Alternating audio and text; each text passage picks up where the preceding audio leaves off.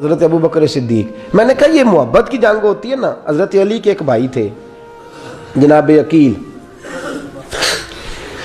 جناب عقیل وہ جب انہوں نے کلمہ پڑھا تو نبی پاک کے بڑا قریب رہنے لگے, اور میرے نبی کریم صلی اللہ علیہ وسلم بھی ان سے بڑا پیار کرتے. حضور فرماتے تیرا کلمہ پڑھنے کی مجھے ڈبل خوشی ہوئی ہے. یا رسول اللہ کس طرح؟ فرمایا ایک میرا تو صحابی بنا ہے, دوسرا تو میرا بھائی تھا مسلمان ہو گیا ہے. حضور بڑا پیار کرتے. اب یہ محبت جو ہوتی ہے نا, اس میں دوڑ بھی لگتی ہے اور یہ بری نہیں ہوتی, یہ دوڑ بڑی اچھی ہوتی ہے. حضرت عقیل اب قریب رہنے لگے. میں نے عرض کیا کہ نبی پاک اپنے ذاتی کام حضرت صدیق اکبر کو بتاتے تھے. گھوڑے کی تیاری فلاں کام کرنا ہے, سیدہ فاطمہ کی شادی کرنی, ہر معاملے میں سیدنا صدیق اکبر پیش تھے. اب جب عقیل بن ابی طالب آئے تو حضور کا پیار تھا ان سے بھی. اب محبت کی جنگ چھڑ گئی. اب جناب عقیل کہتے ہیں میں کہنے لگا یار یہ کہیں پیچھے ہوتا ہی نہیں, ہر معاملے میں اسے پیچھے بٹھاؤ بھی تو آگے آ جاتا ہے, اس نے کیا کمال کر دیا ہے. کہتے ہیں آہستہ نا میں جوان تھا, ابھی نوجوانی کا عالم تھا, تو وہ خاص پہلو میں سمجھنے سے ابھی قاصر تھا. توجہ ہے آپ کی؟ کہتے ہیں ایک دن نا بڑی باتوں میں حضور فرماتے ابو بکر میرا گھوڑا تیار کرو, تو کہتے ہیں میں دوڑ کہتا تو چھوڑ میں کرتا ہوں. کہتے ہیں وہ چپ کر جاتے. جتنی جگہ وہ مجھ سے بن سکا میں نے روکا. حضرت صدیق اکبر بولے, کہتے ہیں ایک دن نا مسجد کی پہلی صف میں بیٹھا تھا. میں نے پچھلے جمعے بھی کہا تھا اگے ہو بوے جڑا پہلوں آئے, یہ حکم ہے نا حدیث میں, پہلے آئے اور آگے بیٹھ جائے, گدنے پھلانگنے سے منع کیا. کہتے ہیں ابو بکر صدیق, توجہ ہے آپ کی, ان کی عادت تھی کہ جمعے والے دن مسجد کی صفائی کرتے اور صفائی کر کے سب سے آگے بیٹھ جاتے. بات ذرا میں نے قریب ہو کے سن لی, پاس بیٹھ جاتے. عقیل بن ابی طالب کہتے ہیں میں بھی آیا سیدنا صدیق اکبر, اور مجھے کئی دنوں سے جلال تھا کہ یہ پیچھے ہوتا ہی نہیں. کہتے ہیں میں آیا تو حضرت ابو بکر آگے بیٹھے تھے, تو میں نہ جان بوجھ کے, بچہ تھا اور محبت تھی سرکار سے, ابو بکر سے بغض نہیں کوئی, خدا را اس بات کو ضرور ذہن میں رکھیں. فرماتے میں نے کہا ابو بکر اٹھ. مزے کی بات یہ ہے کہ جس مسجد میں صدیق اکبر بیٹھے ہیں اس کی جگہ بھی انہوں نے خرید کے دی ہے. مسجد نبوی کی زمین کی سب سے پہلی رقم حضرت ابو بکر صدیق نے ادا فرمائی. اٹھ. کہتے اٹھے, پیچھے چل. توجہ ہے آپ کی؟ آنکھ کے تے ویکھے کو کسی نے, پاویں ماڑا ہوئے تو پاویں تے چھوٹا بندہ آکھے تو پھر تو دی خیر ہی نہیں, عمر میں چھوٹا ہو یا مال میں. اٹھ چل پیچھے. اللہ اکبر. حضرت علی دیکھ رہے تھے. کہتے ہیں سیدنا صدیق اکبر اٹھے پچھلی صف میں, پھر اس سے پچھلی صف میں, پھر اس سے پچھلی صف میں, 7ویں صف میں پہنچ گئے اور وہاں ہاتھ باندھ دیے. کہنے لگے شہزادے اجازت دے تو یہاں بیٹھ جاؤں, تو رسول اللہ کا خاندان ہے, اجازت دے تو یہاں بیٹھ جاؤں. حضرت عقیل کہتے ہیں بیٹھ جاؤ. حضرت ابو بکر صدیق چپ کر کے پیچھے مل جائے وہی کافی ہے. 7ویں صف میں شہزادے یہاں بیٹھ جاؤں. میں بیٹھ جا. وہاں بیٹھ گئے, نماز جمعہ پڑھا, سب چلے گئے. حضرت علی حضور کی بارگاہ, یا رسول اللہ عقیل کو تو کچھ سمجھائے. حضور نے فرمایا کیا ہوا؟ کہ حضور اکثر ابو بکر صدیق سے یاڑ جاتا ہے, آج بھی پہلی صف سے اٹھا کے 7ویں صف میں. شکایت تو حضرت عقیل کی لگ رہی ہے نا, اور حضور فرماتے علی تو عقیل کی چھوڑ, بتا ابو بکر نے کیا جواب دیا ہے. تو ابو بکر کی بتا, تو اس کی چھوڑ, تو اس کی, تو میرے دوست کی, میرے یار کی, میرے خلیل کی بتا. تو حضرت علی رو پڑے. کہنے لگے محبوبہ ابو بکر جیسا درد کہاں سے ڈھونڈ کے لائے.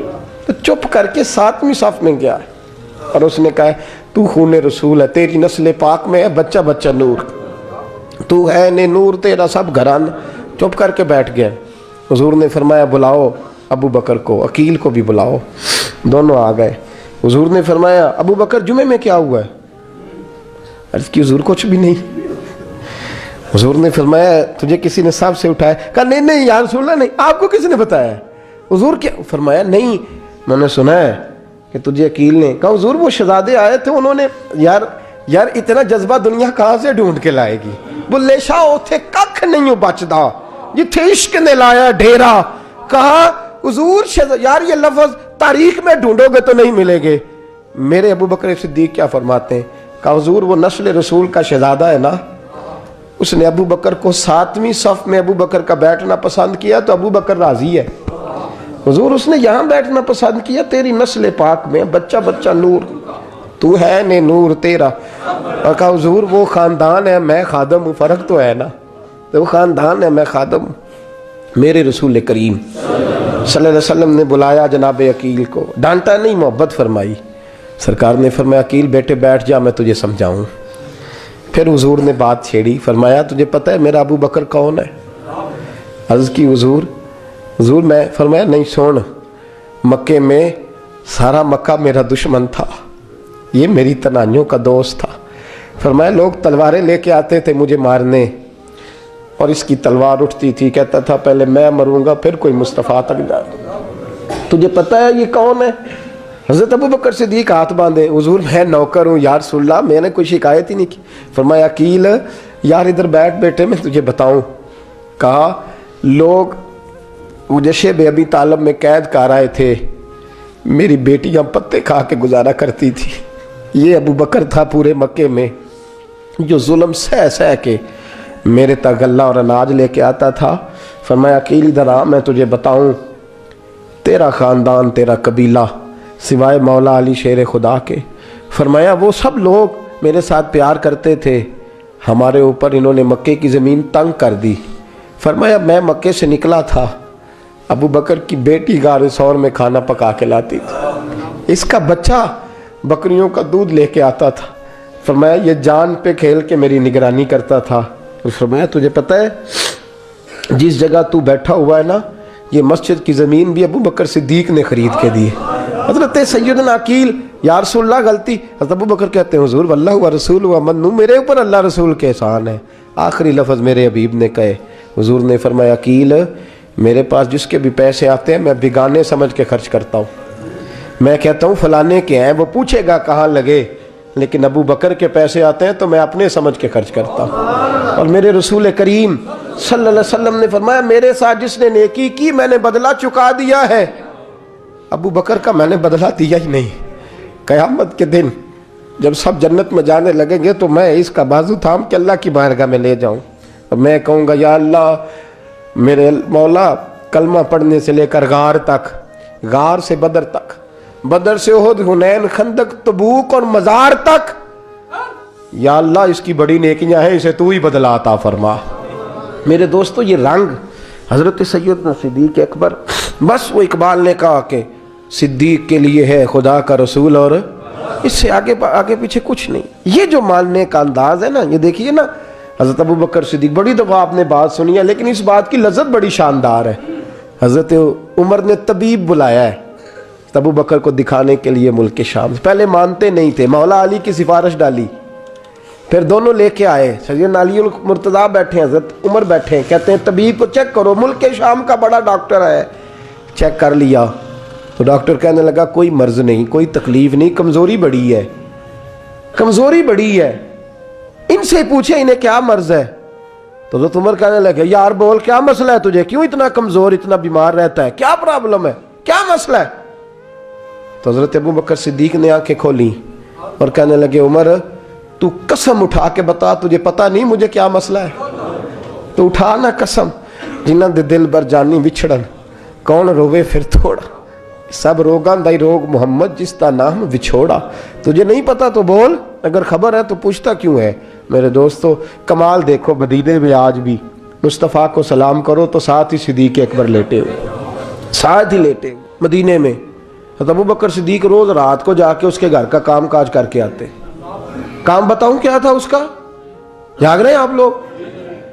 اس زمانے میں نا لوگ باتھ روم گھر میں بنا لیتے تھے، شاید پرانے لوگوں نے دیکھے ہوں، وہ اس کے اندر ہی پیشاب پخانا رہتا تھا، وہ آتے تھے ملازم تو وہ اٹھا کے باہر پھینکا کرتے تھے، وہ بی بی گھر کے اندر پیشاب کرتی، نابینا ہے، وارث کوئی نہیں، ابو بکر صدیق آتے، امیر آدمی، اور اس کا وہ پخانا پیشاب اٹھا کے باہر پھینک کے آتے، پھر اس کے گھڑے میں پانی بھر کے لاتے، پھر اس کے گھر میں جھاڑو دیتے، پھر اس بوڑھی عورت کو کھانا کھلاتے، پھر اس کو خرچہ دیتے، پھر اس کو کہتے کہ فلاں آدمی کی تیرے پڑوسی کی میں نے ڈیوٹی لگا دی ہے، ضرورت ہو تو اس کو کہہ دینا۔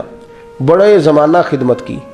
ایک دن حضرت عمر فاروق اس بی بی کے دروازے پہ چلے گئے، دستک دی، اس نے کہا کون ہے دروازے؟ کہا میں عمر فاروق ہوں، عمر بن خطاب ہوں، پتہ چلا ہے آپ لوارث ہیں، میرا دل کرتا ہے میں آپ کے گھر کا کام کاج کر دیا کروں۔ تو بی بی کہنے لگی نہیں، ایک بندہ آتا ہے کئی سالوں سے وہ کر رہا ہے مجھے وہی ٹھیک ہے، ایک آتا ہے بڑے سالوں سے کام کرتا ہے وہی ٹھیک ہے۔ تو حضرت عمر کہنے لگے میں نے بھی کام ہی کرنا ہے، کچھ اس سے کرا لے، کچھ مجھے موقع دے دے نیکی کا۔ کہنے لگی نہیں وہی ٹھیک ہے۔ تو فرمانے لگے میرے اندر کیا نقص نظر آیا ہے، اماں جی مجھے بھی ٹائم دیں۔ تو بی بی کہنے لگی نہیں وہی صحیح ہے۔ حضرت عمر جذباتی آدمی تھے، جلالی آدمی تھے، کہنے لگے میں نے کہا نہیں مجھے بتاؤ میں کیوں نہیں کر سکتا۔ تو بوڑھی اماں کہنے لگی تجھ میں اور اس میں فرق ہی بڑا ہے۔ کہا وہ کیوں؟ کہنے لگے اتنے سال ہو گئے اسے آتے ہوئے، اتنے سال، تو پہلے دن آیا ہے اور آتے کہہ رہا ہے میں عمر بن خطاب ہوں، اپنا نام بتا رہا ہے، سالوں ہو گئے میں روز پوچھتی ہوں تیرا نام کیا ہے، وہ بتاتا ہی نہیں۔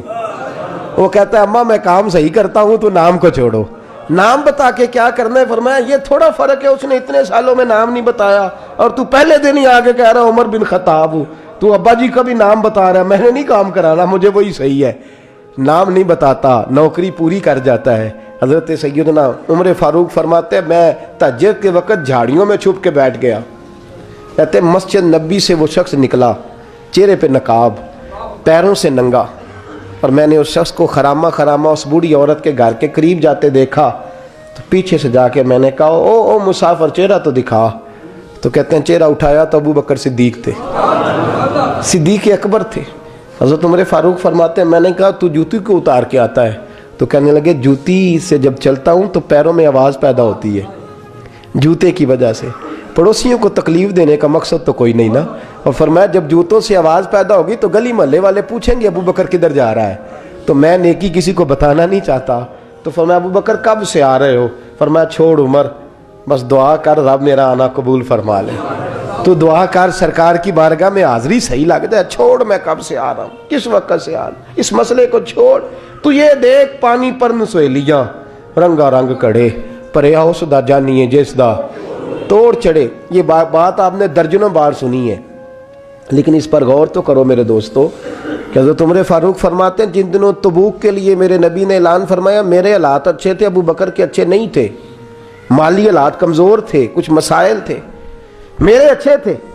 میری سرکار نے اعلان فرمایا کہ پیسے دو، فرماتے ہیں چونکہ میرے حالات بھی اچھے تھے تو میں نے کہا اس دفعہ پہلا نمبر میرا ہی ہوگا۔ فرماتے ہیں آدھا مال گھر کا، یہ بھی بڑی دلیری ہے۔ کتنا؟ بولیے اتنے تے سی ابے نو نہیں دس دے ساڑھے کو پیسے کنے نے، کہتے ابا جی مانگنا لین، والد صاحب کو نہیں بتاتے، ہماری جیب بکھری ہوتی ہے، ایسے ہی نانا کو مانگی نہ لے۔ آدھا مال حضرت عمر فاروق فرماتے ہیں آدھا مال میں نے بانٹ کے حضور کی بارگاہ میں، اور ساتھ میرا ارادہ ہے کہ ابو بکر آج میں نہیں تجھے آگے گزرنے دیتا۔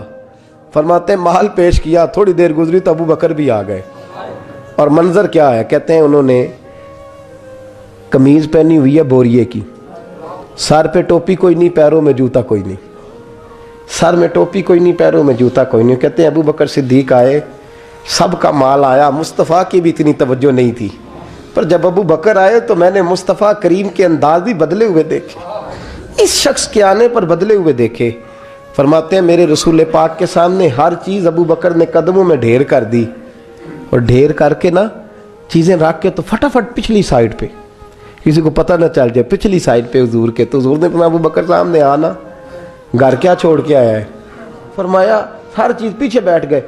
تو محبوب نے بازو تھام کے آگے کیا، فرمایا کیا چھوڑ کے آیا گھر؟ یہ اس بات پہ بات آپ نے پہلے بھی سنی ہے، لیکن ان لفظوں پہ غور کرو۔ ابو بکر نے یہ نہیں کہا حضور کچھ بھی نہیں میں سارا کچھ لے، یہ لفظ کہا ہی نہیں۔